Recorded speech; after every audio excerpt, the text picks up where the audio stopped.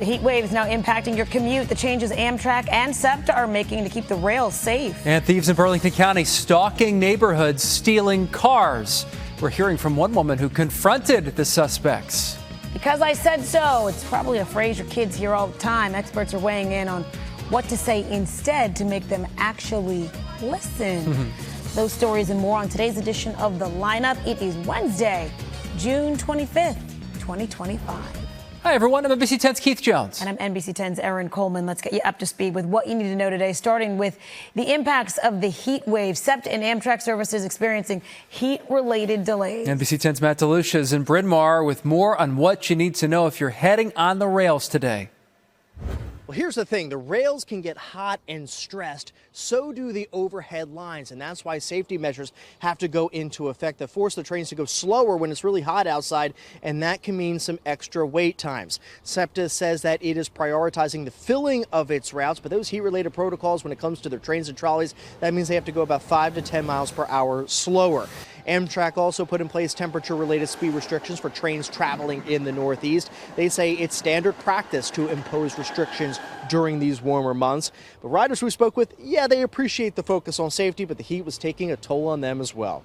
Is it good that we're going to be running late? No. But, is it good that they're concerned about safety? They're going to run the trains a little slower, make sure everyone gets there on time. I mean, not on time, but safely. We saw online their warning about the heat, and I assumed when it's this hot, they delay. But it would have been better to have known a little bit longer between times so I can plan out the rest of my day. And Amtrak had delays yesterday from 30 minutes to an hour. SEPTA also had delays on regional rail due to switch failures and power issues. So it's definitely a good idea to check the status of your train before you leave to minimize the waiting time outside where it's going to be hot again today. In Bryn Mawr, Matt DeLucia, NBC 10 News. All right, Matt, thank you. Keep your free NBC 10 app handy as we navigate the heat and storms. You can track any trouble for your neighborhood. Philadelphia police hope you can help catch the person that shot a teenage girl on a SEPTA train platform near Temple's campus. So take a look. They've released new surveillance pictures of the suspect. Investigators believe he shot the 17-year-old in the leg after an argument yesterday afternoon at the Cecil B. Moore station. We're told the victim is not a Temple student. If you recognize the suspect or know anything about Tuesday's shooting, Philadelphia police want to hear from you. Prosecutors expected to wrap up their case today in the murder trial of Temple University Police Sergeant Christopher Fitzgerald. Yesterday, for the first time, the jury watched a video showing the moment Sergeant Fitzgerald was killed. Prosecutors say Miles Pfeffer shot him several times near campus in February 2023. Sergeant Fitzgerald's widow and the widows of other fallen officers, including Officer Chuck Cassidy, they've been present during the trial. We spoke with Sergeant Fitzgerald's father, who was also in the courtroom. For family members that hadn't seen it, it's very shocking, as you might imagine. And, there's a lot of healing that has to still be done. Jurors also heard testimony from the student who was carjacked moments after the shooting. After today, the defense will present their case. Pfeffer's lawyers say he acted in fear. A string of car thefts could be part of an organized operation. That's according to police in Evesham Township. They say 21 cars have been targeted in neighborhoods like Mayfair, Cambridge Park, Woodstream, and Elmwood Estates. All of them are near major highways. The thieves have been taking everything from wallets to electronics and even the cars themselves. We spoke with one woman who caught the suspects on camera. I watched them get out, jump out of the car, and ran up the driveway. And I said, "Hey, what are you doing?" And they said, "Shut up."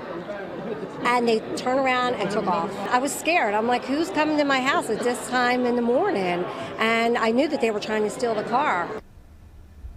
Evesham police believe the thieves are traveling from Camden or Philadelphia. They're asking everyone to lock their cars. And if you see the thieves, call 911. Happening today, Philadelphia's largest union will have a negotiating session with the city. The District Council 33 union says if they don't agree on issues like wage increases or health benefits, they're willing to strike on July 1st. A strike would impact trash pickup, the water department, 911 dispatch, airport operations as well. City officials say they're determined to reach a fair deal. Buses filled with teachers and administrators in the Philadelphia School District. They're heading to Harrisburg to fight for funding. NBC 10's Siobhan McGurl in West Philadelphia with more on their plan for today. Philadelphia educators will spend the day rallying for funding at the state capitol. A group is meeting at the School of the Future, getting on this bus. Among those who will be in Harrisburg, the district superintendent and the president of the Philadelphia Federation of Teachers.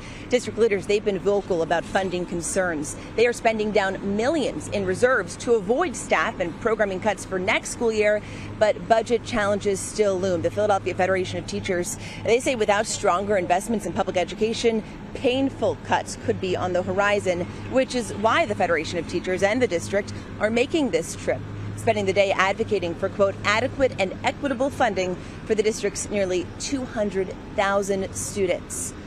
The buses are expected to arrive in Harrisburg later today. Included on the agenda, a meeting with the governor's office, and after that, a rally. In West Philadelphia, I'm Siobhan McGurl, NBC 10 News. Let's talk about the Phillies and the Astros going at it for a second time down in Houston tonight. That's right. We all know the loyal fans will be watching. A new study shows just how dedicated, though, we are as fans compared to the rest of the country.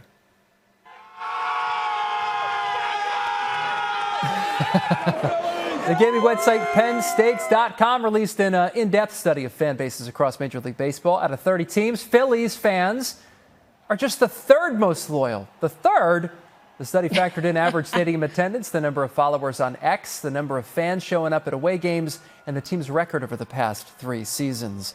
Here's the 5 most loyal MLB fan bases overall. According to the study, the Dodgers took the top spot, followed by the Yankees. We're third here in Philadelphia. The Cubs and the Braves round out the top 5. I know how you feel about that. It's crazy. Phillies fans, it doesn't matter what you think of Philadelphia sports fans. You can't deny they're the best well-traveled, for one, the most passionate. I mean, Yankees fans. We're known as a sports town. Yeah, of course. Like, that's what we're known for.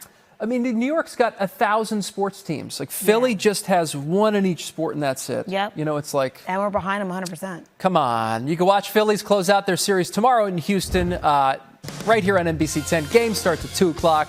Be sure to stick around for NBC 10 News after that. Meanwhile, Eagles fans are going to be flocking to the Jersey Shore today. An annual party is going to draw a big crowd.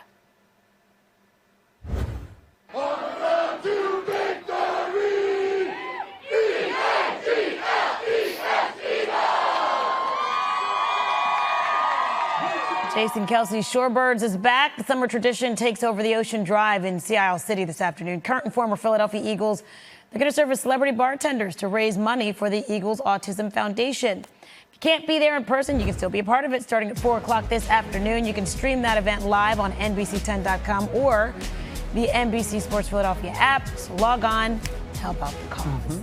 Hey, tomorrow is the much-anticipated Hoagie Day, but today there is a whole lot to do from Wawa Welcome America. Here's a look at the events. 4 museums offering free admission: the Fairmount Waterworks Interpretive Center, the Woodmere Art Museum, the Museum for Art in Wood and Wick, Historic House, Garden, and Farm. We've got a complete list of the Wawa Welcome America events on NBC10.com. A lot to do. That's right. I'm going to look at that list again. Summer just got started, by the way. I think everyone knows summer got started with this heat wave, right? There's already information about back-to-school spending, though. So a new consumer survey shows nearly 3/4 of parents plan to spend the same or more than they did in 2024. And a third said they're going to end up spending more outright, period. Popular stores like Walmart and Best Buy have already said they're going to have to raise prices this season. Target Circle Week is coming back. It'll go from July 6th through the 12th, which overlaps with Amazon Prime Day deals. Target's offering 20% off for students and teachers, also offering deals like $5 backpacks, clothes, and headphones. Because I told you so, something you likely heard from your parents, right? Maybe even tell it to your kids. But child psychologists suggest this is a toxic phrase that won't actually get your kids to listen or behave. Instead of "because I told you so," you could say, "I know you don't like this decision. I'll explain," and then we're moving forward. Experts say it shows respectful leadership without debating or negotiating. Another popular tactic is making a threat like, if you don't listen, you're going to lose X, Y, or Z. Right? Experts say a better option is when you're ready to behave, we can do your favorite activity. Which is the lamest one. I mean, sorry. listen. I know I'm supposed to be impartial, but that's so lame. It all sounds nice. Yes, it does. Right? Yes. And it makes sense. But it does make sense. But when you're in the heat of the moment and your kid's driving you up the wall sometimes say, hey, listen, because yes, you have to wear pants today. And if you don't do this today, then we're taking away this, right? Instead of, what was the last one there? It was, we'll do this first, then we'll do your favorite thing after that. Then once you behave, then we so now can do your favorite activity. You're bargaining with the child. No, it's just the lay of the land. Get in the car. That's right. Put on your shoes. That's right. And let's go. And put a smile on your face. There's no negotiating. There's no negotiation. What in the world's happening here? Good grief. I don't know. Maybe I got a different parenting style. No, listen, man. It worked on us. It worked on us, It right? does. And here's the thing. Your son is 9 months old. I've got an 8 and a 10-year-old. It goes by so fast. Sure. So you gotta get it. You gotta get in the good behavior quickly because then they're going to be off representing you somewhere else. You don't want them doing some crazy stuff. You gotta get it in there. That's why your kids are so well behaved. Oh, right? Because they know. But I'm not negotiating. I said so. When my son turns like 3, 4, 5 years, I'm not negotiating with him. He doesn't know anything. You gotta wear pants, KJ. That's right, exactly. Pants are non-negotiable. It's coming. Hey, that does it for today's edition of The Line. For Erin, Coleman, I'm Keith Jones. You can get NBC 10 News updates right here on the NBC 10 app. Catch us weekday mornings, by the way, from 5 to 7 a.m. Have a great day. I tell you, it's coming. I know it is.